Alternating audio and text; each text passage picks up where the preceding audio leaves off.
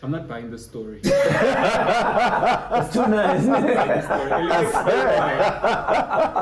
You walk into a cafe. There's this guy. Coincidentally, I was were you going. stalking? Because yes, I was. Oh, okay. I was. Now the real story Okay, comes now out. everything makes This is like back then where, remember when people used to snap everywhere? Yeah. Oh, yes. Check in. Coffee shop. Yes. Now it's dangerous. It's night to live. It's night to live. It's night to live. It's night to live.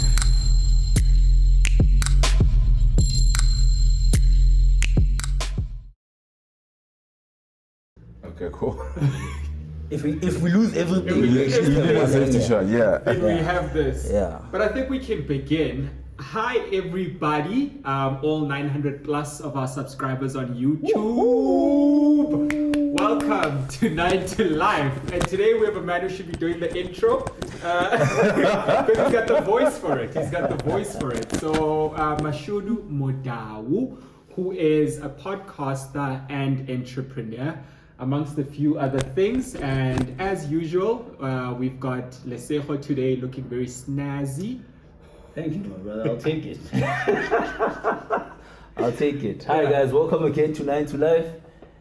All how many? 900 plus. Crazy. We're close to 1,000. That's Yeah. amazing. That's crazy, right? Right. Yeah. Thank you guys for all the support. We've got an amazing guest today. We did promise you guys that we're not going to bring you, or we're going to bring you a good mix of traditional and non-traditional Yes. careers, right? And today we've got a podcaster, Yeah. which is crazy. I wonder how you explain to your grandparents what you do. You just said an interview, people know what you do. Tell us about that. Or maybe, let's start with an intro. Yeah, I think you do a great job introducing yourself. You do this for a living.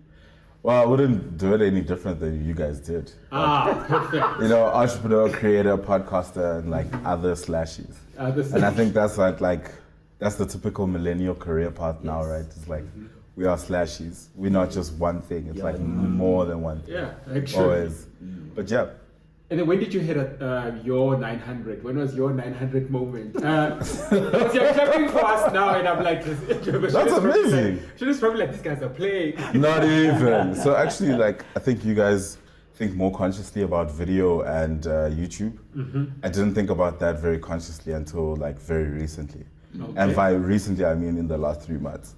So I only really started taking video seriously for my podcast in the last 3 months or so. I think I've released the last 9 or so episodes with like actual video, the whole episode, and you get to listen and watch. Yeah. It's mostly because of arrogance, I think. Like you always think you know where your audience is, right? Yeah. And like I thought my audience was on, just podcasts, just audio, and like dedicated to Spotify and Apple podcasts and stuff like that. But only now am I really learning how much more video actually matters, like in this space. And yeah. Data is contradicting what you believe in. Yeah. Data You gotta listen to data, man. wow. No, man. That is quite impressive. So, why did you start podcasting? Why are you not at Builder's Warehouse, or anywhere else? Why are you podcasting? So it started really from a frustration, right? And I think like most entrepreneurial, creative endeavors start that way, where like you find a problem that no one else is really cares about, and you try and solve for that problem, right? So my thing was just like, I looked through media, traditional media, the stories about entrepreneurship, small business, startups is really just like victory laps only, right? Like we only talk to entrepreneurs when they're winning, and we only let them tell us about all the good things. But you never hear about the process. You never hear about how like difficult it might be, the financial challenges and stuff like that. Yeah. I had this theory that if you actually, one of these celebrity entrepreneurship interviews and like the radio, the DJs just asking all the nice questions, are you winning? Tell us more. And then just out of nowhere, but like, what's your accounting like? I think most entrepreneurs would have vomited like on the table. And I wanted a podcast that actually asked those questions, right? Like what is this really like? And yeah, that's where my podcast really started. And then that sort of turned into a podcast network, and it's turned into different other things. Sheesh. Crazy. That's so interesting. And arguably, that's what's important Yes. in terms of sharing your message, right? It's all good and well to share successes, but if you check percentage-wise, I imagine, of the people that actually make it, I think the stats tell us that most people don't make it. And it's important for us to understand why, what went wrong, what could we do better. And for us as well, when we started the podcast, it was really because there was a need that we felt like wasn't being met in terms of telling people how to go about selecting your careers, because this is an important decision, right? That's true. I was thinking about this the other day, actually, how just like at 17, someone says to you, hey, you should decide what you're going to do for the rest of your life. Yeah. What? What It's do you mean? crazy. How? You haven't trusted me with a single decision my whole life, but hey, Now. it's your time. You can do this. Yeah. Yes. So maybe let's start with, before we get into the podcast too deep and all the other things that you do, let's start with your upbringing. Where were you born? Where were you raised? Family structure? Cool. So I'm Soweto, born and raised. Soweto. Which I think is like one of the most important things that can happen to you. Like you just Okay. born with You're a gonna have mindset to that's qualify it. I think you just like born in Soweto and you just have a certain energy that's just given to you. Okay. It's like, oh wow, okay. I'm Yeah. from Soweto first and foremost, and then everything else. It's a personality trait. It is. When they ask you in interviews, Yeah. yep, I'm from Soweto. And That's then, the first thing. okay. already, you just Impressive. like, Sorry about apartheid. I don't think we should laugh at that. But it's right. Soweto, born and raised by a single mother, but also an entire, community of like aunts, cousins, sisters, and stuff like that. And yeah, just like went to an Afrikaans boarding school for primary school, which is super important, like really crazy lessons there. Yeah. And then moved to the East Rand for like most of my high school life, and then sort of a little bit into varsity. Yeah, what do you guys want to know? Everything, anything. No, I'm kidding. Tell us about the lessons that you learned in that boarding school. I think that's a non-traditional way of, bringing your kids up from a school point of view. Yeah. And most of the time we hear good things about how it was tough and that toughness made me better. I don't know. I've never heard any really, horror stories about boarding school. Really? No, I've never. There's a lot. You must Are they? Google. There's a lot. There we go. Maybe we'll get into some of them. But I think like, I don't know if like starting grade 3 and going to a boarding school is the best possible thing for you. Yeah. But that's what happened for me, right? Like grade 3 up until like grade 7 or whatever it was. And it's like you just learn to learn to live with people. Like you learn to be with people, and you learn to find your place and find your people, and like be able to operate on your own sort of like thinking a lot earlier than I think most people need to, right? Like I think you should have time to be a kid and just like be a little bit reckless when you're young versus like older, because then you're gonna have like these difficult moments and you won't know how to deal with them. So I do think like it contributed a lot to like just more independence and like thinking about things differently and like more clearly as well. Yeah. Okay. Interesting. And then high school you were still in boarding. No. Okay. Oh, so it didn't work out. So Yeah, no, like you're that. No. I don't make you my bed every morning. High school was just normal. Moved to the East Rand, which is like, people don't talk about how different those two places are, Soweto versus the East Rand. Like the East Rand, it has its own energy as well. It's just like, Talk about it. there's a dangerous energy in the East, like a very like a tension. But anything can happen now. And I like that. I think it's like, it's It's important. crazy how people that are not from the hood, when they talk about your hood, the first thing that always comes up is how dangerous your hood is. I don't think But I Timmy don't says feel the that, same no. about Soweto. You though. don't. Soweto just feels like a PR exercise. Like Yeah. it's like Maybe it's the exception. it's like, well, here is township. So it's structured like definition, that. yeah. I don't even think that the guys who stopped taxis there smoked out. I just think that they're acting like so it is just It's a PR project for townships in South Africa. But then where in the East Rand, because that also matters. East Rand is Where, massive, where the East Between Rand- Leondale and Katlehong.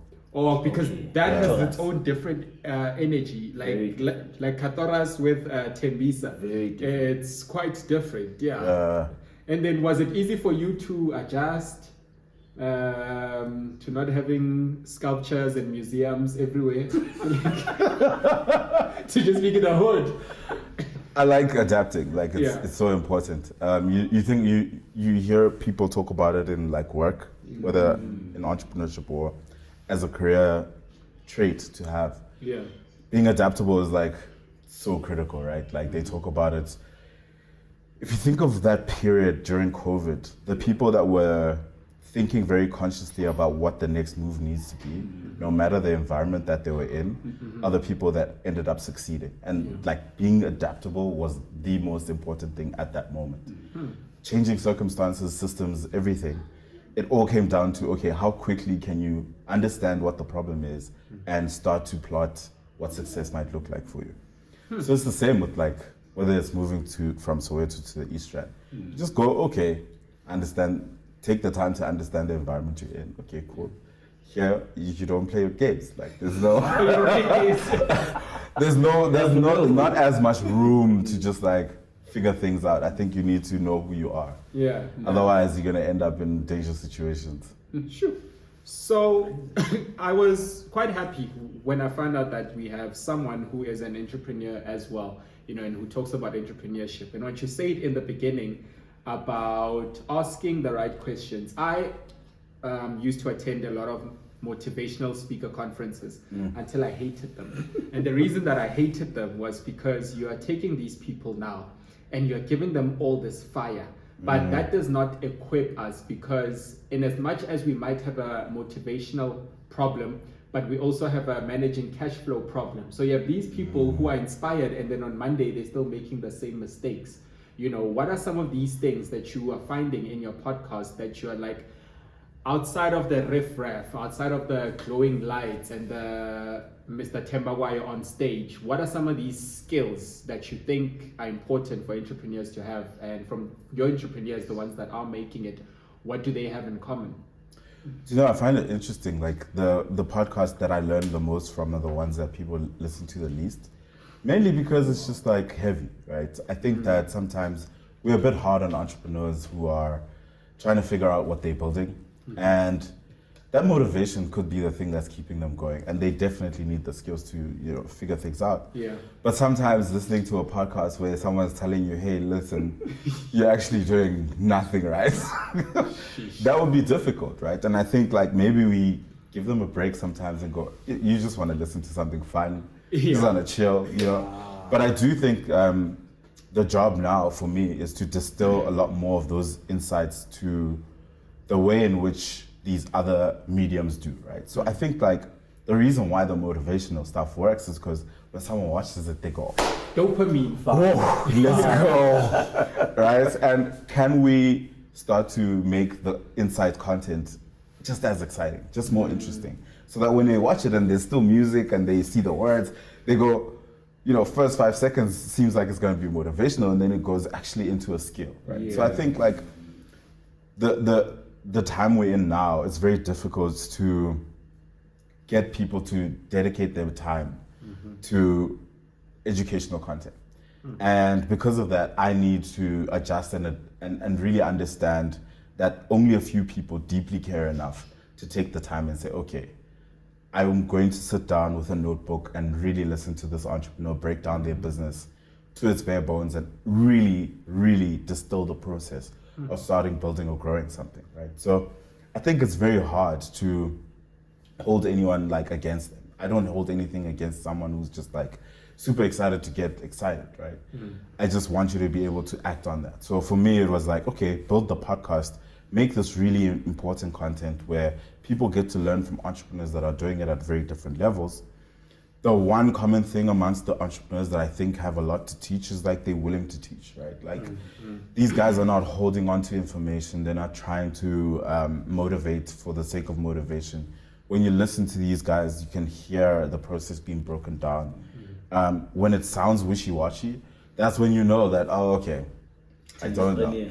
And it's okay. I've never, like my number one rule for my podcast is like never let anyone on it who's just there to PR something. Because if they're there to PR something, they're just gonna make their point and bounce, which is the point being, please buy this product. Yes. We don't care about, so my dedication is to my community to say, okay, I'm gonna make sure that you are learning from people that have done it at different levels, and this is how we're gonna present it to you as much as possible. But It sounds like you take your platform very seriously, right? Was this through, I guess, a trial and error stage, or did you know from the onset, or look, I want this to be a very serious platform? How did you basically build up your platform? I think I had like room to fail and like figure things out, right? So I wasn't just only an entrepreneur for the I don't know how many years I was working at YOCO. Then I was like consulting with different companies, mainly just like connecting them to South Africa's startup ecosystem and the ecosystem to them. And that sort of gives you time to make mistakes with the things that you're building, because then you're not relying on them to actually turn into money, right? So I can go, okay, I'm gonna make 100 episodes of this podcast, and then after that, I'll think about money.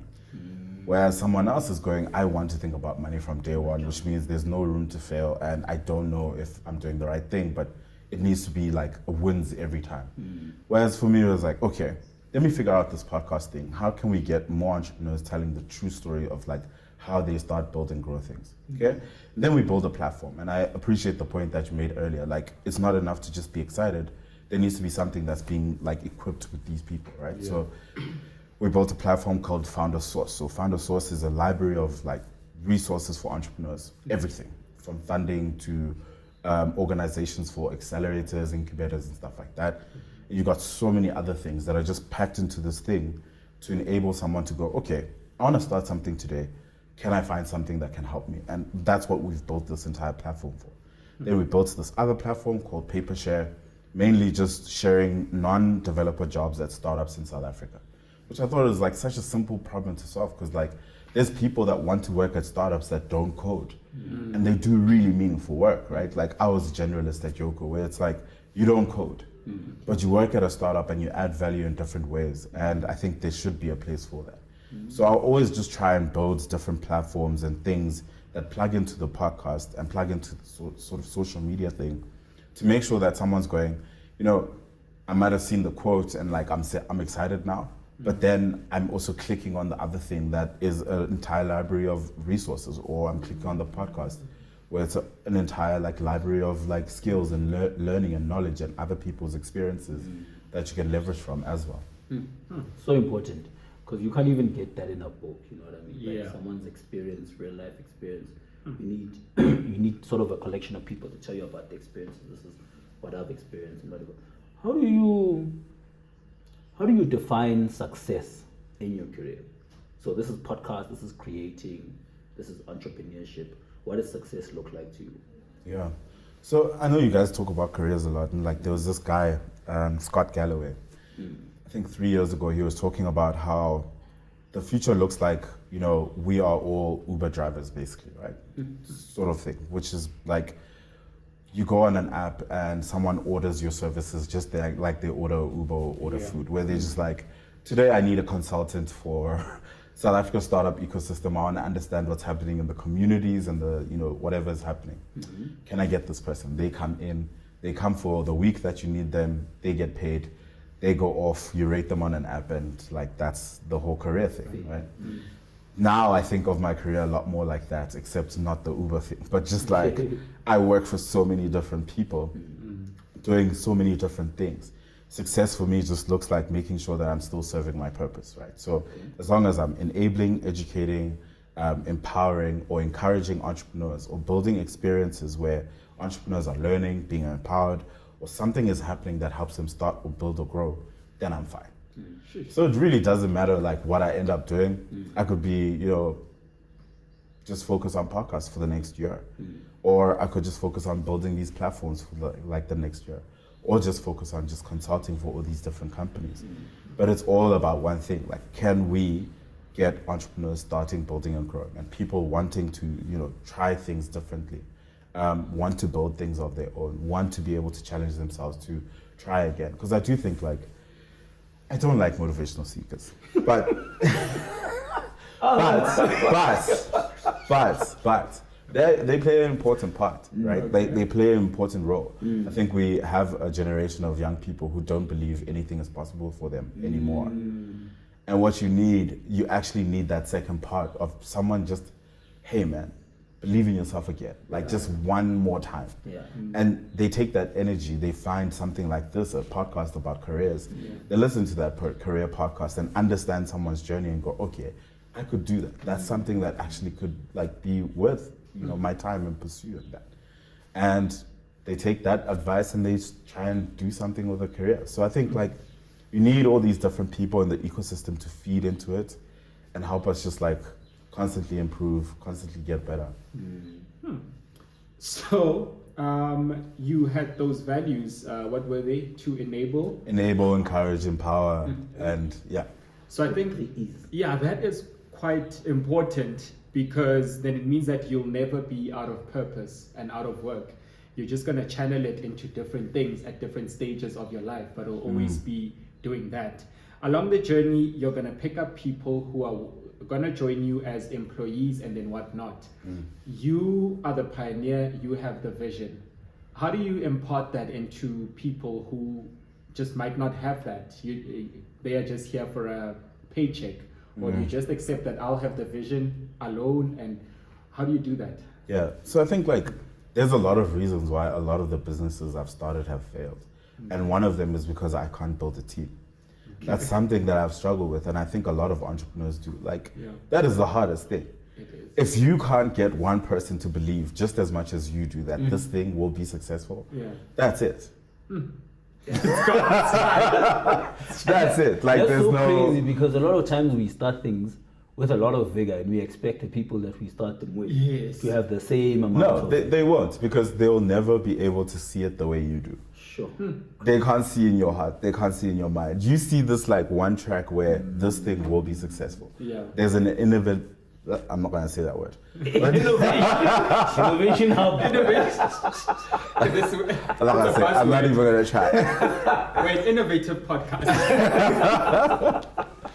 But for that, like, if you have this clear conviction that this thing is gonna succeed, but you can't impart that on someone else, it's over. And I think like where founders or entrepreneurs need to be more honest about themselves is we have different roles that we play. And without acknowledging that and start moving accordingly, you'll never be able to build anything. So for me now, it's like, okay, I've been able to build these really solid platforms where the people can connect to each other through values, right? And we can build really great communities. That now I know. I can also build a really cool audience. I've learned this. Understood how you could like game the system to do that too. But the one thing I need is like someone else who comes in and they can think of things differently, where their skills are paired with mine, where I can amplify and like communicate messages, but they are able to take all this energy and direct it towards a commercial actual endeavor, right? Like they understand the business just enough to go, okay, here's what we're actually doing. You can get people excited. I'm gonna get them the money out of their pockets. You get what I mean? So, yeah, I don't know if that answers your question, but you... I'm enjoying talking to you, Mash. No, I think what's lovely is that a lot of the lessons, a lot of the things that you're speaking about now are applicable not just in entrepreneurship, but also in your career, right? So it's about, first of all, finding out long-term what you want to do or what you want to be, right? And build a value system around that. And then also identify your own strengths and weaknesses, right? What you're good at, where you need development. And if you can, supplement those skills either by learning them or getting people involved that can sort of bolster the parts of your game that are missing. So those are universal concepts, and I think, and I like that you talk about how, you know, things haven't always been rosy for you, right? In as much as you've built such a great platform, it hasn't all been sunshine and rainbows. And I want to tell you, like, that's part of the reason why a lot of people work with me. Okay.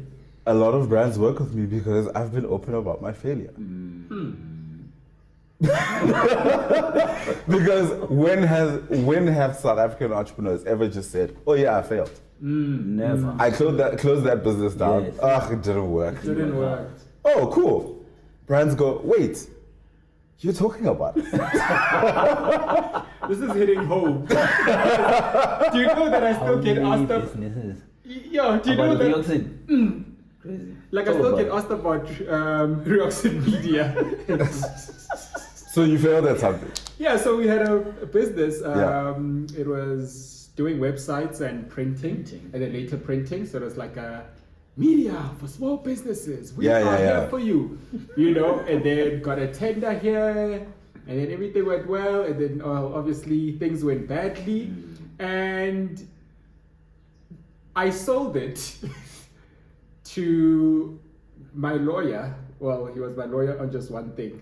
Because my lawyer means that every time, like, he's my if you go-to slap me down, I can call you. You know, so a lawyer. So, and just for the name, for the CK number at the end of the day. Oh, wow. Because 'Cause he needed a the company number, that yes. had age. Ah, And we were just down and out. You know, Crazy. it was just bad. And then he needed a CK number. So you sold your dream as a I still remember 2013 / let me not name it. Yeah, and it used to be embarrassing being asked about that because you get in as an entrepreneur, your brand, you wear it on your shirt, sometimes literally, you know, and we used to print those shirts, you know. And people are now asking you because people like even my Twitter handle is Bonisile_RMS. So people are like, "What's that RMS?" I'm like, "Hey, you don't want to know." How have you managed to still keep going? Yeah, After so that? important. Yeah. I had like a talk earlier this week about this, and I like came up with a phrase for this. Right, you need to be able to attend the funeral of your failure. Yo, Like, you need to do the whole thing, right? Do the whole thing. Like, let's do the autopsy. Yeah. Like, what happened to this thing? This thing was alive, but now it's dead. what's the cause of What death? actually happened? What was the cause of death? Let's pick through every single part of this body to understand why we failed. Right? We're not doing this from a malicious place or like judgmental place. Yeah. We're doing it from like, I want to understand and learn from this as much as I possibly can, so that the next thing I do, I will not make these mistakes again. So you do the autopsy, you sit on the mattress, you put it in the box, you lower the box into the grave, you sing the songs, you eat have the a memorial cabbage, service. you have the memorial, Highlight the you attend the funeral of your failure. And you're people to speak Yes, on this and exactly. Someone needs to be there. Like your mentor needs to be able to say, "Oh no, but you did absolutely zero market research to understand whether there was a real opportunity here. What problem were you actually solving? Oh no, we weren't. This was all ego. We are such amazing insights-based people that we just think, no, because I have this idea, obviously people are going to buy into it. Yeah. Why wouldn't they? I am so brilliant. Eish. What? No. It doesn't work like It doesn't work like that. So I think like And when do you have this funeral? Because I feel like if you have it too early, there might be a bit of the ego left in there for you not to be able to give an honest assessment of what went wrong, right? I think maybe 2 years into it, that's when now there's no feelings anymore. Now you can actually You did a few have David little- orders 2 pounds. Yes. Now you can I think honestly it's say, too late. no, When you the know different what? orders are bouncing, I'd rather. Is it too late? You're in the very blank place now. So for me, it's like once you've gone through this entire process, Yeah. you process the failure differently. Now you've learned as much. You are empowered by that failure because Yes. you've learned a lot now. And when you walk away from this thing, you can walk away standing tall and you say, no, we took a swing, it didn't work. It's okay. So for me, you asked the question like, how do I keep going? Yeah. For me, there are no like losses where I'm like completely paralyzed by it. I'm not like I'm not broken apart when things don't work out. Like that's not how I think about things. It's always just like if you start to realize how seasonal life is, things are good sometimes, things are bad, and you just like learn to be able to manage your energy between those swings and those seasons, and you start to like navigate differently. And I think that's what like growth gives you, is like that perspective that life is not going to be perpetually bad or perpetually good. Life just is, and you just figure it out. Roll with the punches. Yeah. I know. Yep. But you know, I'd like to just for us to go back a bit.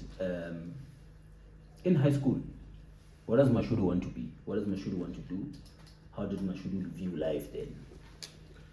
That's a long time ago, man. But even in high school, I was just like not that interested in school. I was more excited about like making presentations on PowerPoint, pitching different ideas for how the school could work differently, think differently. Came up with this thing in matric, or like, grade 11 going into my matric year. I thought about how violent the process of going from like primary to matric to like grade 8 is, right? Like usually there's a lot of like initiation stuff, very clear bullying, which the schools do absolutely nothing about, They encourage which is so crazy. Anyways, like I remember my grade 8 being just a traumatic experience. Like every person that was taller than me just felt like they needed me to know that they were taller than me. I was like, what's the problem?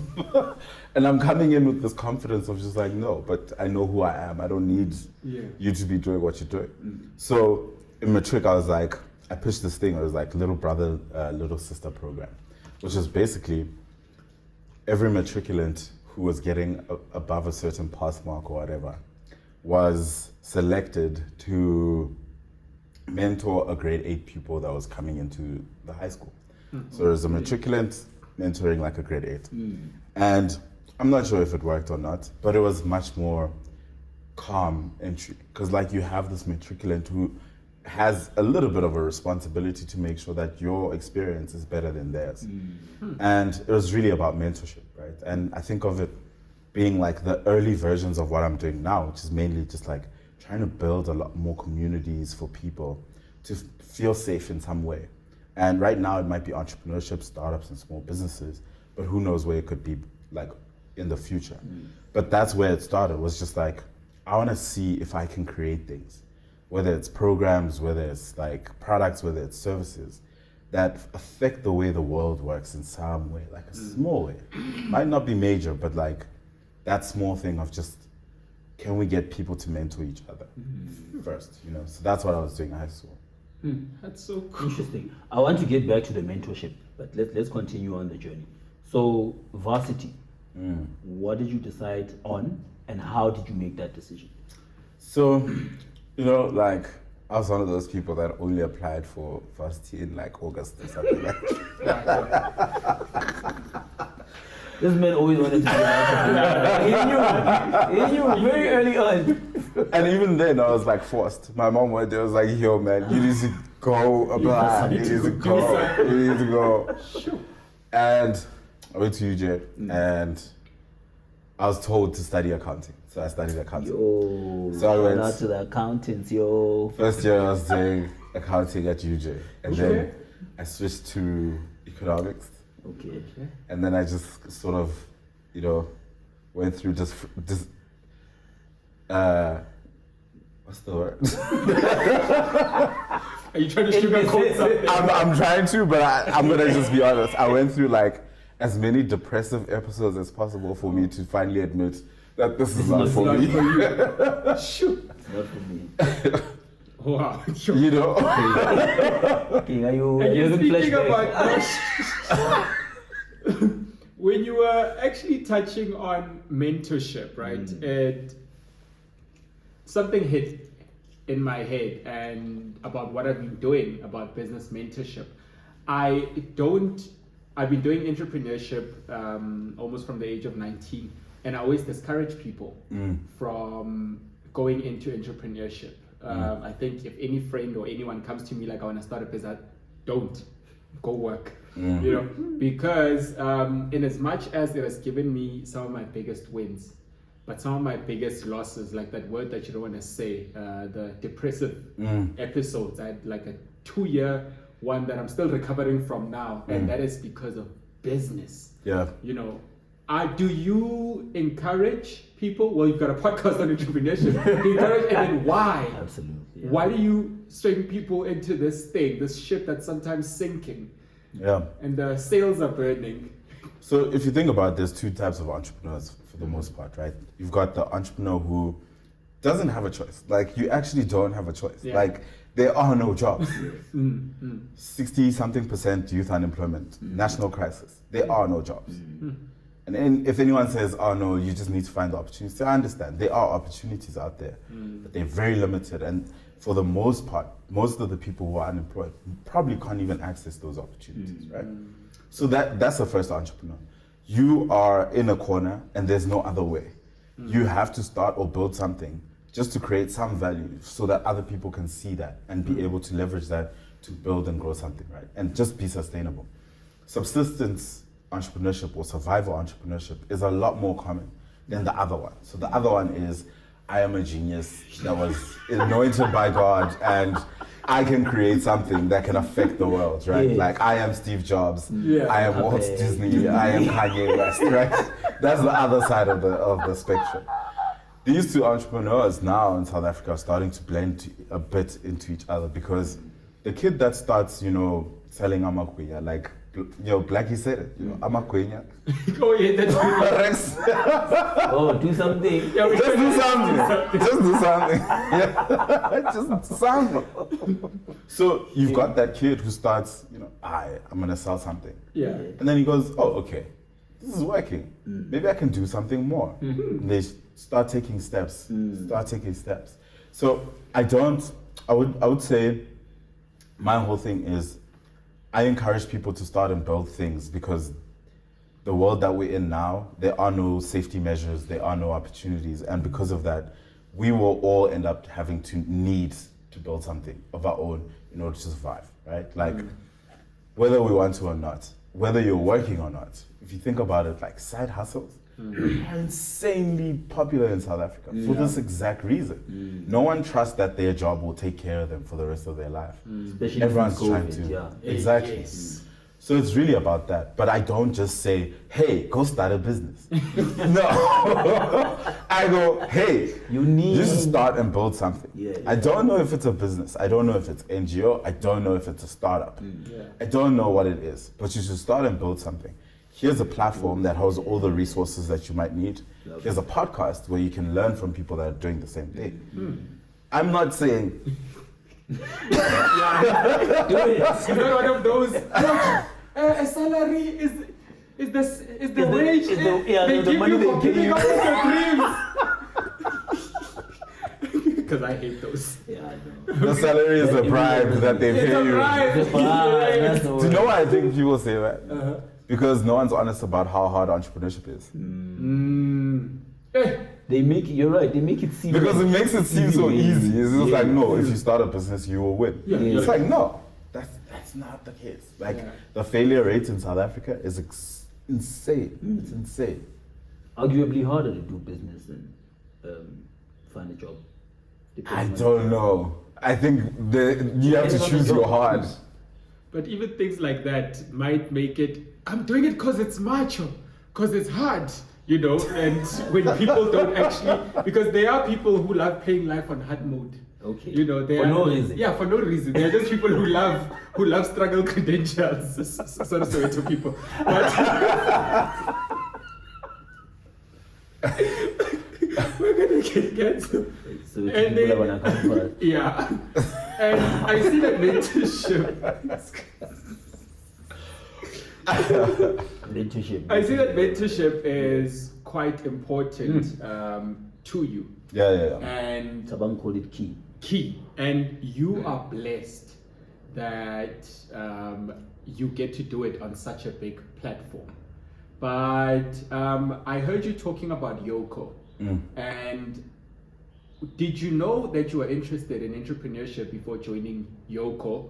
Or did you get into YOCO and see the struggles and the real life experiences of entrepreneurs? And if so, who are some of the mentors that guided you into that? Yeah, so it was the other way around. Like, I had built a platform for entrepreneurs. I had started a podcast and I was doing events Oh, people all about joining YOCO. entrepreneurship, small business, all that stuff. And that's when YOCO said, hey, you should come and you should do this for us. I mean, you're doing it for yourself. So why not, here's some budgets. So that's why it happened. I'd say like there's been a lot of mentors. One of them that plays a really important role is like Selebogo Molefe. So he ran the Hookup Dinner back in the day, like super important platform for entrepreneurs. Taught like so much importance on community, starting building and growing communities, understanding your role in these communities to like be able to build things. So I'd say he played like one of the biggest parts because he like really, I remember how I approached him as well. Like it wasn't, I think people just overestimate how complicated this might be. It's not, right? Like, I remember it was his birthday, and I saw him at a coffee shop. So I passed, and then I walked in and I said, hey, can I get you a slice of cake?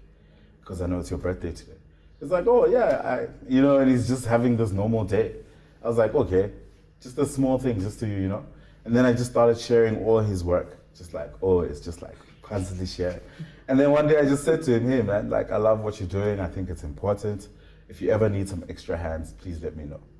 So I offered myself as just being like an intern sort of thing. And he was like, yeah, cool, come through. And I worked for the Hookup Dinner for a couple of months, mainly just doing like online community stuff and like also working on the event stuff as well. And it was like, that's the time I really got to know him, understand what he was trying to do, understand his values.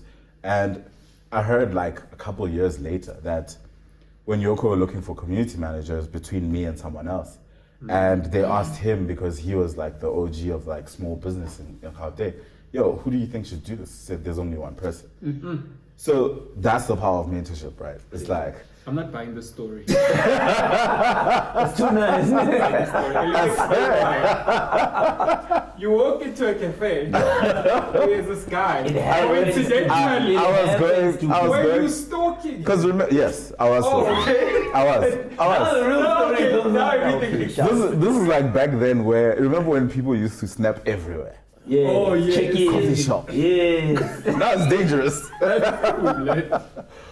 So I was attending the Hookup Dinner before I approached him, obviously. So I was Okay. attending the events, Okay, now- seeing him out, sharing his stuff.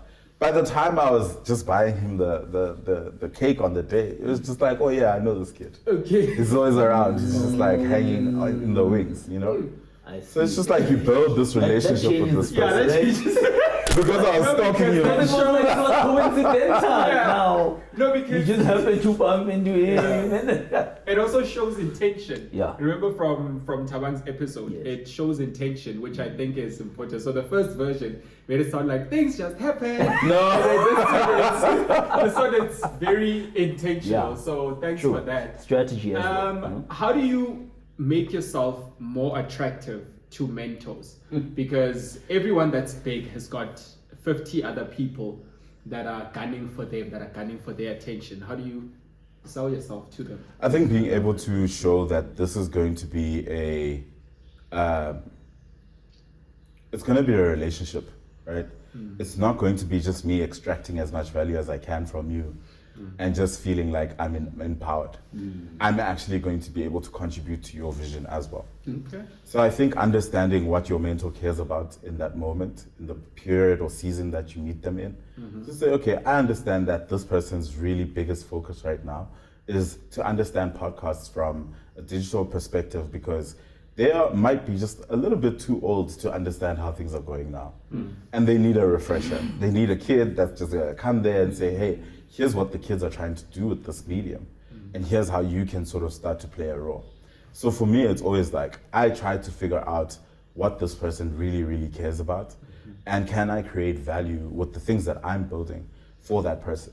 Just as much as I see the value that they might be able to give to me. And when you have that formal conversation, I don't recommend starting with a formal conversation. I think just like do a drinks, do a restaurant, do a chill. Like we just get to know each other as people first before we build this like transactional thing where you go, oh yes, you want something from me, so therefore you're going to give me your time. It's like, no. If you build a relationship with this person and you show them the value that you can add to them and you have that conversation, by the time you say to them, hey, actually, I see that you're trying to do the podcast thing, but the editing is not right. I can actually help you by, here's an app that you can use, or let me edit it. Adaptable. And they're just like, oh yeah, cool. Sure, you can do that. It's like, oh, cool. Do you have some time on Wednesday? I actually wanted to ask you about this presentation I have. I just want to understand from your perspective what you think it's missing. Now they feel, oh wait, I just got a free service from this kid. Yeah. Of course I'm gonna look at his presentation. No worries. But there you've built like a relationship. You just if you build one of those mentorship relationships where you just look like a kid with their hands out, but they are getting nothing from it, it's gonna be pump and dump, right? Like they're gonna try and give you as much of this, very base level advice just so that you can be on your way, because they see that so many times. But when you build relationships, when you get to know people as people, and then only you turn it into a transaction, I think it's a lot better.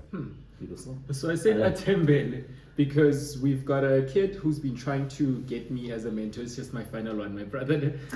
He's been trying to get me to be their mentor. And funny enough, I have a meeting with him tomorrow because he designed our logo, he did all of that.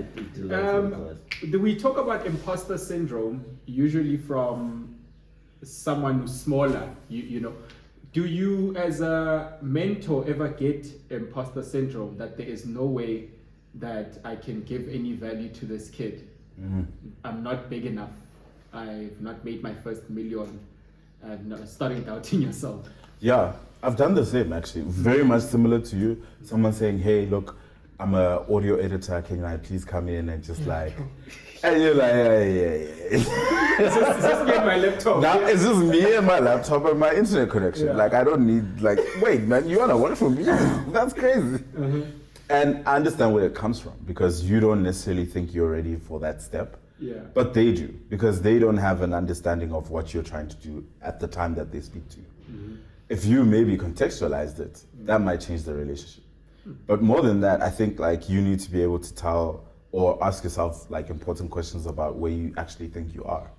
Because that's where it's usually coming from. It's the insecurity in believing that you are actually at the level where there's a kid that's saying, I just want to work for you. Yeah. So it's really an internal battle, that one. I'm sorry, brother. You know, when it's entrepreneurship, it's very personal. So I'm using up all the questions that I wanted to ask. Yeah. No, it's all right. I think I also wanted to go into more how do you sort of think about career, entrepreneurship as a career? Do you see it as a career, something you do, or do you see it as something that you are? Is it your identity, or is it something that I can jump in, switch it off, jump out? Yeah, I don't think I'm switch it off and switch it on. Constantly on. Yeah, it's always gonna be on. I've tried. YOCO was my first ever permanent job. Okay. And I wonder if it'll probably be my last, because it was such a unique situation where someone's saying, we don't want to control what you're doing. We think you understand who we want to talk to. So here's money, go figure it out. And you're not gonna get that. You're gonna get that from a startup only, right? That's very difficult for a corporate to allow. Firstly, just from an accounting perspective. You gave this guy money to do what? You know what I mean? So I think, I don't know how many people you guys have had on the show that have worked at startups or specifically in that space. But those businesses operate differently, and it operates mainly from a place of, we believe that you have value to add and to create. We are going to give you everything you need to be able to do that, and we're not going to control anything outside of that. So because of that, it's a very entrepreneurial environment working at a startup. You feel very empowered. You feel very empowered to make decisions that you probably wouldn't be able to make in corporate. Yeah. There's not as many, approval levels and steps. Like you don't worry that you have to ask 10 people Yeah. in order to get something done, right? So because of that, being an entrepreneur in a startup makes sense. You can feel that you are still at some level being entrepreneurial. And that's a unique situation. And I just don't know if I could do it again. So do you think you struggle with, maybe structure is the wrong word, but someone else's structure? I think I struggle with non-flexibility. I want the sustainability of a job, which is great. It's just like, oh man, it is your problem that you have to pay me this much money at the end of the month. Yeah. I don't need to worry about that. But I think there's a lack of the ability to stay creative, innovative, stay creating different, product, services, experiences where you are still using your entrepreneurialness in order to do things, right? So the way I think about it is, I don't want to be one of those people that oh man, I live and breathe entrepreneurship. But unfortunately I am. That's just my life.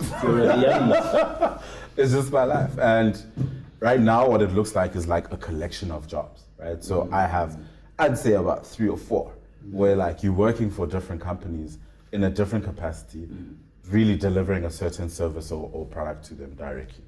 And it's that is me feeling still entrepreneurial, but still working for organizations where I can have a sustainable life. So it's the good middle part of things. A full-time job would take a lot. They'd have to To just do one thing. Yeah? just doing one thing would be tough.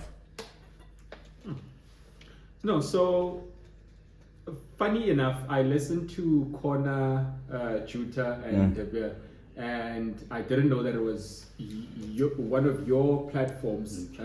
As part of LUTCHA's podcast network. Yeah. So what else do you guys do? Tell us more about LUTCHA.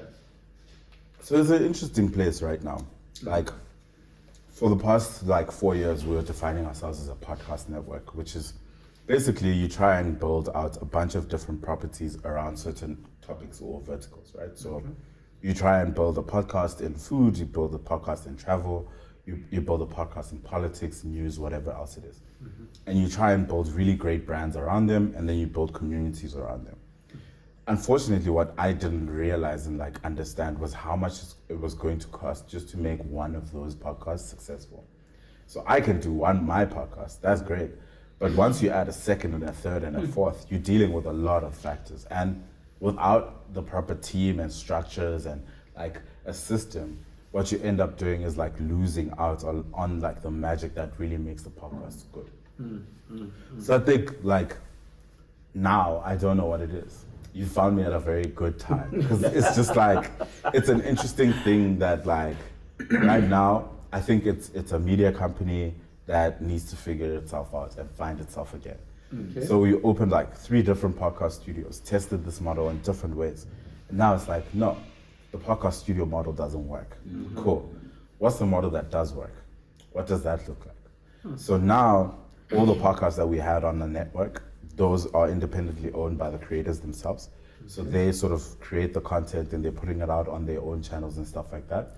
And what we're doing now is doing a complete rethinking of what this company is and what it actually does. That's very honest. So they've decoupled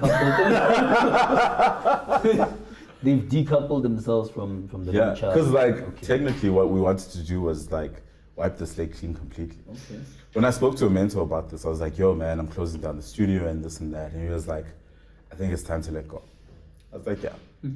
It's but when you let go for real. So give up ownership, complete control to all these platforms, to the people that own them. Let them, figure this out and build on from them. But your role now is to figure out what the next iteration of this is, because you've spent too much time failing at this version.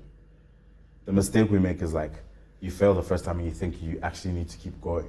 What you don't realize is no, this doesn't work. You're supposed to stop. That's really tough. Because when do you decide? Because I feel, there's that thing, I just need to push a little bit more. Right? Yeah. I'm about to No, break don't those. push a little bit. But wait. Stop and assess.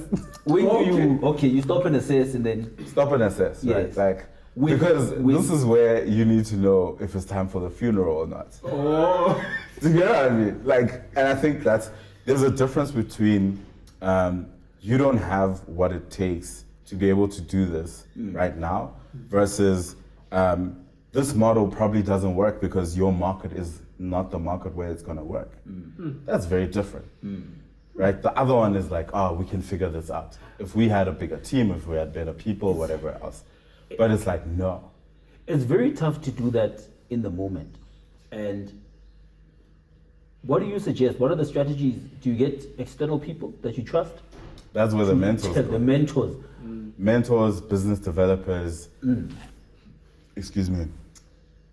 incubators, accelerators. All these people have a role to Innovation play. hubs. Exactly. Well, I'm not innovation. I think you need so many people thinking about what you're building just as much as you are. And those people having expertise in certain places. There's the reason why the model didn't work for us, right? And I say for us because I do think someone else might figure this out, right? For me, it was you need a certain amount of money just off the bat just to make a media company work. Just day one, you need something. You can't build a business like this with nothing, right? You need resources, you need people being the most important one because someone needs to shoot it, cut it, edit it, publish it, analyze all of that, and then be able to start with that. Hey, you don't say. So for me, it's there's so much more that goes into just making one of these things successful. Yeah. And if you don't, dedicate yourself completely, it's just not going to work. So I made all the mistakes. I'm writing a talk right now called How to Not Build a Podcast Business. Wow. Because I know, I'm an expert, 3 years failing. Sign us up.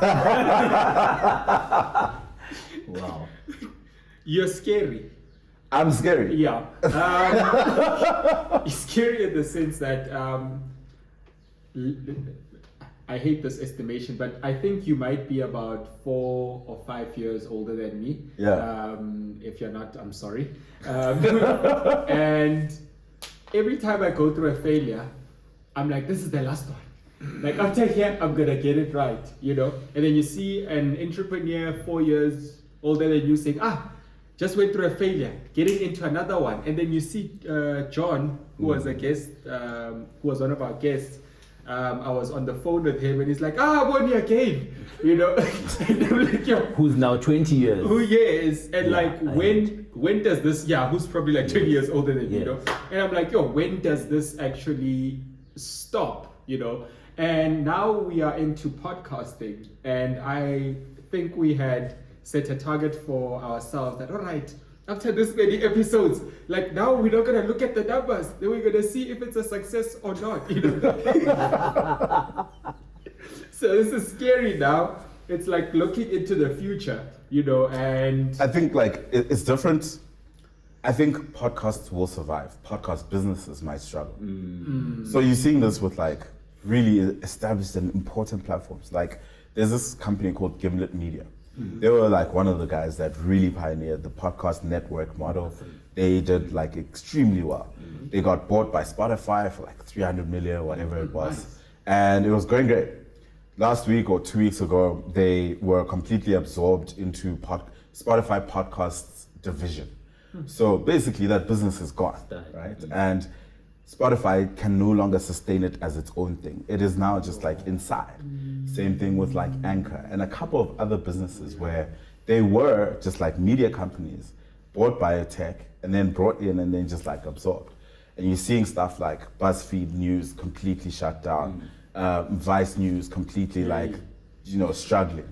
This is a media business problem. It's not a me problem, right?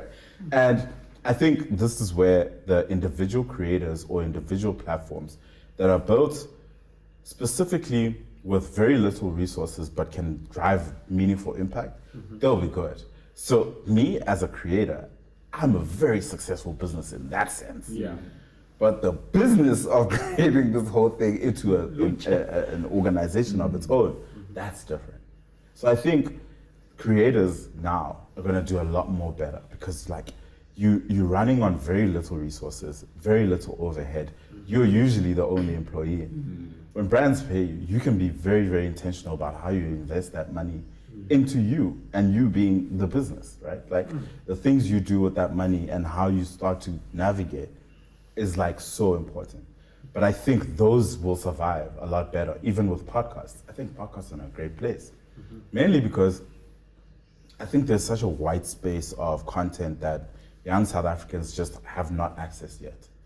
And it's like, because of our internet access problems, which no one wants to talk about, we still have a significant population of people who are just not accessing the stuff that's on there, right? So what happens when we get a lot more young people connected?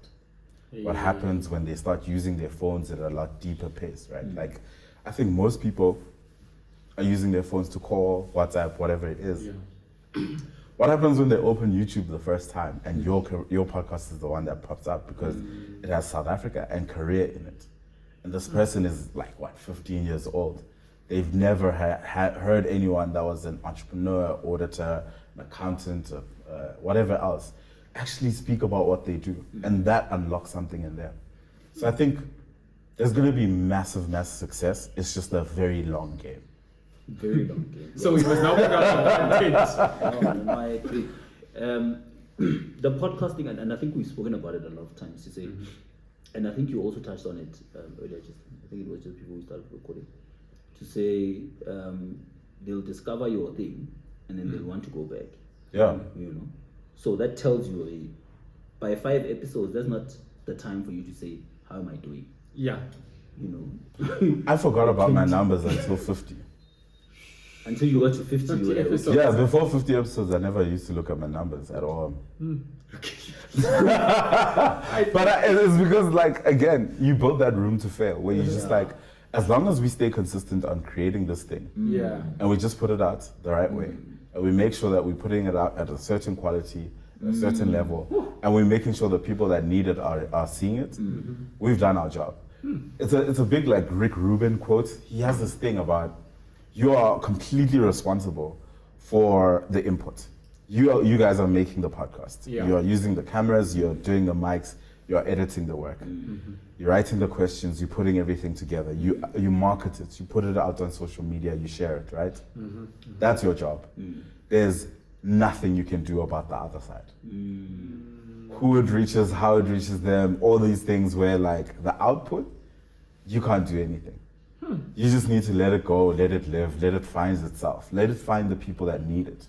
And I think, like, we just don't give ourselves enough time to do that because social media just got us onto the, oh man, I need to be winning right now. Yes. So I can wait until 50 episodes because I don't do my work from a place of ego. It's just like, let me just keep doing this. I'm gonna probably start like 3 different podcasts about other stuff and just like let it live. Because for me, it's just like, there's someone that's gonna find this at the right time in their life and they're gonna go, oh crap, I don't need to go through these mistakes. I can just learn from everything that these people are saying. crazy. It's impressive. I was about to say he must keep our passwords, like, hide them from us. But then I realized that a lot of the information is publicly available.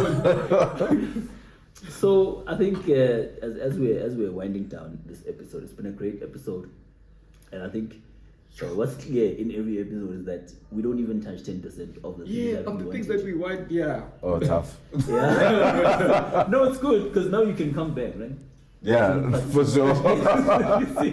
Yeah. So we always like to ask our guests 3 important questions Okay. that sort of give our audience a chance of to explore how this looks for different people, right? Okay. Sometimes there's similarity, sometimes there's not. Yeah. The first one is yours. And with the first question First one is being, and don't be humble, Okay. I need you to brag. Okay. What has been your biggest win? Oh, that's interesting. Of all time or like recently? No, let's maybe not say all time. Aldrich said if you say all time, it means it will be your biggest and that's it. Oh yes. So far. Let's say So far. So far. I'd say the work I did at YOCO was the most important thing I've done. Yeah. Because I was building a community for small businesses that really, really like drove impact in their lives. Like we were fundamentally affecting how people wanted to start, build, and grow things. And we were constantly just like challenging people to want more for themselves. So I would say like, yeah, from the very first day I joined YOCO to the very last, like every piece of work was really dedicated to a clear mission to enable people to thrive.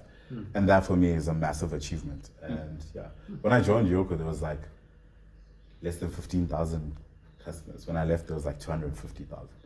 So for me, it's just like, wow, man, I contribute, even if it was just a little bit, I contributed something to that. And YOCO just like, I love their model and how accessible they made that swiping thing. Like there's a lady I follow on Twitter, she sells LUTCHA. Yes, Bonnie. Yes. And she's got a YOCO machine there. Like even businesses that I support, the guys that wash my shoes, YOCO is there as well. So shout out. Shout out to YOCO. If you're looking for a podcast to sponsor. Yeah, just hint. Indeed. Yeah. Okay, so I think the next one should be a bit easier. Okay. Because we've already sort of spoken about it a lot Oh my. throughout the episode. Yeah. Failures. What was your biggest one? And from there, what was the biggest lesson or takeaway? Biggest failure. Biggest. That's interesting. Yeah. Biggest No, funeral. there's been a lot. Yeah, the biggest. What's the most attended? I'd say LUTCHA right now Okay. is a difficult place, but it's hard to quantify it as a failure because I'm not done. It's right there. I just think I just need to unlock a new vision for what this is. Okay. I just think that there's room for an African media company that fundamentally challenges what it means to create content for young black people in this continent or across the world. And that media company is not, it's not there yet. And maybe this can be that. So we've tried the podcast model. That's how I'm thinking about this. Is like the last 3 years, what we tried to do was build a media company that was anchored in podcasts. Now we're just trying to build a media company that has podcasts. Podcast is one of the platforms. It's just one thing. Yeah. It's just one thing. Lovely. You can build meaningful things. Okay. Thanks for that. Last question. Excuse me. Think about if you weren't doing what you're doing now, what would you be doing? Something completely different from this whole building, empowering, Enabling. encouraging, and enabling entrepreneurs. Forget about all of The that. last E of that. You have is- there's one last E, education. Education. Okay. And that's probably what I would be Empower. doing. You'd be a teacher. Business teacher, business economics. Okay. Okay. All right. Yeah. Okay. Take us through that. Well, Why economics? It's Why the same teaching? thing as what I'm doing now, only just like on the ground, right? Like Okay. you get to possibly influence one kid in your class to think differently about the world and think that they have something to contribute and not that they just need to fit into systems. It's like maybe you could do that for someone, you know? You know, I like this question. I like My this teacher's also question a been lot. like, my mom's been a teacher for about 30 years plus. Oh, okay. And I've seen the work Our that she's moms are done and also- what it Our does. moms are also Exactly. Shout out. I like this question because it's sort of, a lot of times people have already thought about it. Yeah. They might not have Yeah. said it out loud or whatever, but this is like the opportunity where, you can see people are very tied to their, let's call it destination or purpose, right? They say, if I wasn't doing this, I'd find another way of just doing that, Of doing the of same. fulfilling this very same thing that I've been doing. Actually. Right? Yeah. Yeah. Lovely. So this would just definitely be just another way. to That's do the another way same to thing. get to Put your 4 E's. Okay, no, fantastic. And on that very beautiful note, Before we close. what do you want? No, I want Mashudu to sort of have any closing remarks. Oh, okay. Yeah, just plug your podcast, plug what you're doing, anything that you want us to close on. before we shut it down. No, I don't have anything. No, It's like, okay, we'll plug the podcast for you. I would say thank you so much for having me on the podcast. I really appreciate it. I think like you must never underestimate the power of like creating content that actually matters and is going to educate someone in some way. Like that person can take that information and use it in their life in some way. So if you're creating content and you're watching this or like you're thinking about it, I hope you do, because like it's such an important thing. We underestimate it because we think, oh man, there's so much available, but it's important. So shout out to you guys. That's what I'm gonna close it.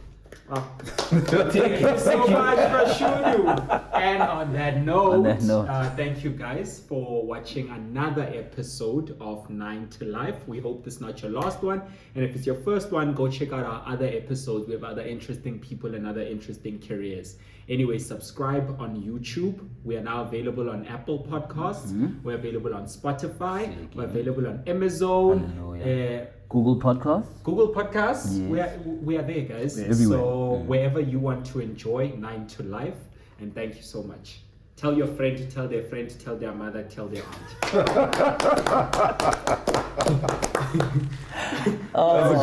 That's a good outro. No, they change every week. Like they're sometimes horrible. We're learning. Yeah, we are learning. My brother. Yeah, I enjoyed this one. And you really did. Yeah. Alright. You really. You never seen me this happy. No. I think we need to book a session with Mashudu. I was about to say, if it was end of the month, I'd say Mashudu, let's go.